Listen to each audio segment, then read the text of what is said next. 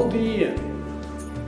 Temos vivido experiências muito interessantes nesta Páscoa e de grandes ensinamentos para nós.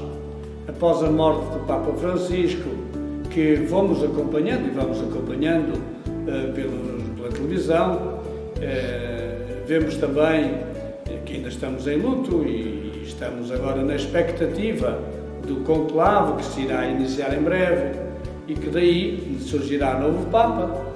Tivemos esta semana, na segunda-feira, este apagão que de facto também nos fez sentir como a vida é tão frágil, como estamos tão dependentes e tão interligados que verdadeiramente ficamos um pouco à nora diante do que se passa. Mas enfim, a serenidade foi interessante, o governo portou-se bem, mesmo a comunicação, não houve palavras a mais nem exageradas, pelo contrário, às vezes quanto mais se fala pior é. Portanto, o povo soube dar resposta como inteligentes e também os técnicos souberam estar à altura e à medida. Obrigado a eles, estes técnicos que em pouco tempo repuseram a energia para todo o país. Por isso também é preciso olharmos a quem trabalha e quem tem consciência do seu trabalho e de como o faz. Então, vamos para as leituras do próximo domingo, que é o terceiro domingo da Páscoa. E são as três leituras lindíssimas. A primeira leitura do livro dos Atos dos Apóstolos apresenta-nos uma reunião do Parlamento daquele tempo, que era o Sinédrio, que se reuniu e para tratar do assunto dos apóstolos que afinal continuavam a falar do nome de Jesus. Por isso chamaram os apóstolos à sua presença e disseram: já vos proibimos formalmente de ensinar em nome de Jesus, e vós andais a encher Jerusalém com a vossa doutrina, e quereis fazer recair sobre nós o sangue desses homens. Bem, efetivamente, quem foram os culpados, os mandantes da morte de Jesus, foram os chefes do povo, portanto, estes sumos sacerdotes do partido dos saduceus. E então Pedro e os apóstolos responderam: deve obedecer-se antes a Deus que aos homens. Portanto, aqui, nesta palavra, está uma bonita afirmação de que Jesus é Deus, que o Senhor nos enviou a anunciar a sua ressurreição. E por isso este pequeno discurso de São Pedro mostra como, afinal, ele professa ali a sua fé no Senhor Jesus, que é o Messias e que vem para salvar Israel e o mundo inteiro e dar-lhe o perdão e o arrependimento dos pecados. E diz: nós somos testemunhas destes factos, nós e o Espírito Santo que Deus tem concedido àqueles que lhe obedecem. E então, como não havia razões muito fortes para contestar estas palavras, eles mandaram açoitar os apóstolos. É sempre aquela história de quando não há a força da razão, há a razão da força, não é? Mas mesmo assim, os apóstolos saíram da presença do Sinédrio cheios de alegria por terem merecido serem ultrajados por causa do nome de Jesus. No Salmo 29, eu vos louvarei, Senhor, porque me salvastes, pois é um salmo de louvor ao Senhor e ao mesmo tempo um pedido para que tenha compaixão de nós, para que incida sobre nós a sua benevolência. E louvamos o Senhor porque converteu o nosso pranto em júbilo. Portanto, a nossa tristeza da morte, o Senhor a converteu em alegria. A segunda leitura do livro do Apocalipse continua a beleza das visões de São João.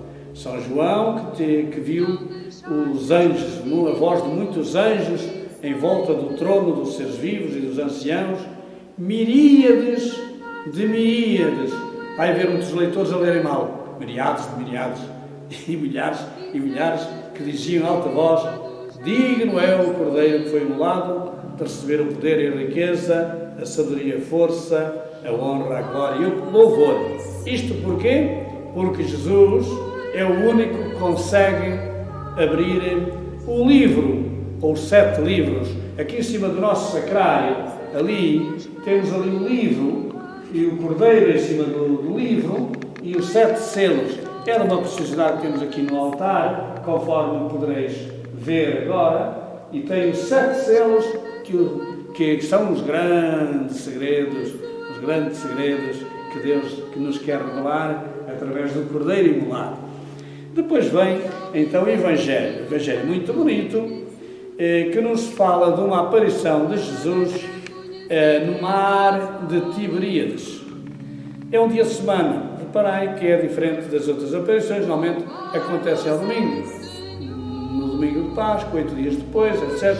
Aqui não, é num dia de semana. Pedro lembra-se de ir pescar, estava com ele o Tomé, e depois também Natanael, portanto 3, e também os 2 filhos de Zebedeu, portanto 3 e 2, 5, e mais 2 discípulos de Jesus, não diz o nome, e mais 2, portanto 5 e 2, 7, vejam, maravilha.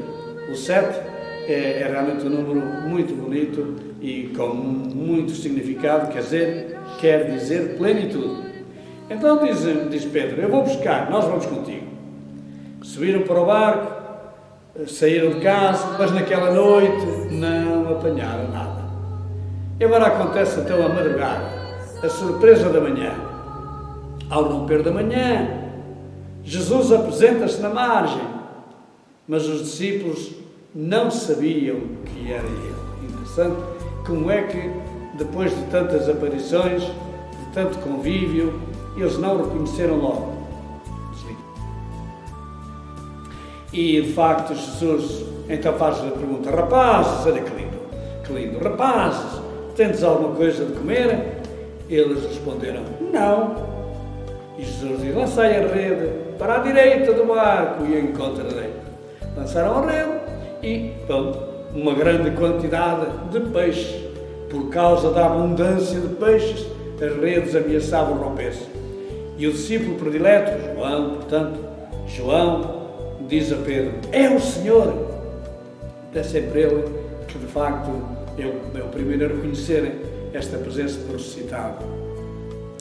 E quando Simão Pedro ouviu dizer que era o Senhor, vestiu a túnica. Interessante, ele estava em trajes de mar, estava, não digo de calções, mas lá o que usariam naquele tempo, e tinha tirado a túnica, porque, enfim, quem anda no mar anda tronco nu, à vontade e bom tempo. Pois ele vestiu a túnica e lançou-se à água, e ficou a túnica toda molhada, para ele ter com Jesus, estava na margem. E os outros vieram trazendo a rede, os barcos e a rede, com tantos peixes, e eram 153 grandes peixes.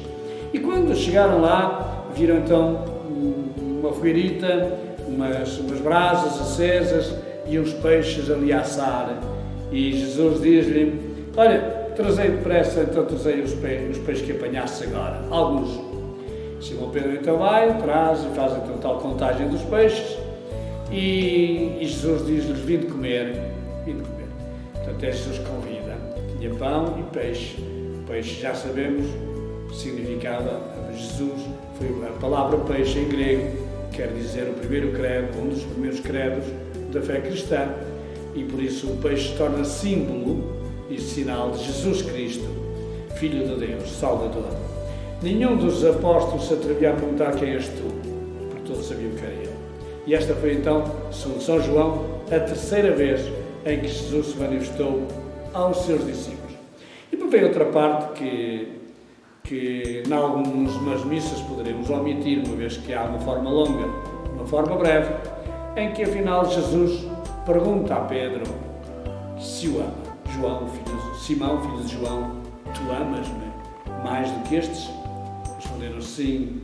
E Pedro respondeu: sim, Senhor, tu sabes que te amo. Apacenta os meus cordeiros.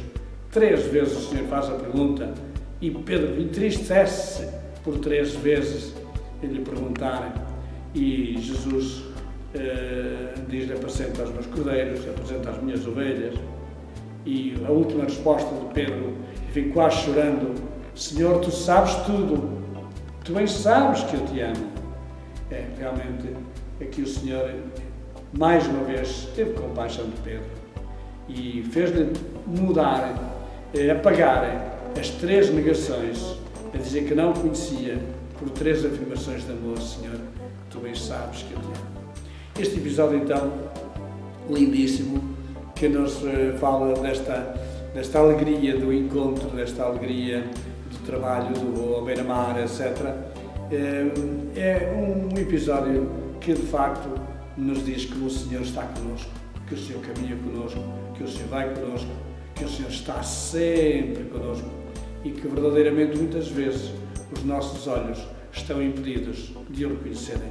Entrando no mês de maio, que o nosso amor cresça cada vez mais, que a nossa oração não esmoreça pelo novo pontífice que aí vem, pelo novo Papa que aí virá, que, enfim, tomará as rédeas da Igreja no mundo inteiro e saiba ser uma voz de perdão, de amor, como foi a de Francisco, e completando realmente a sua missão e continuando-a.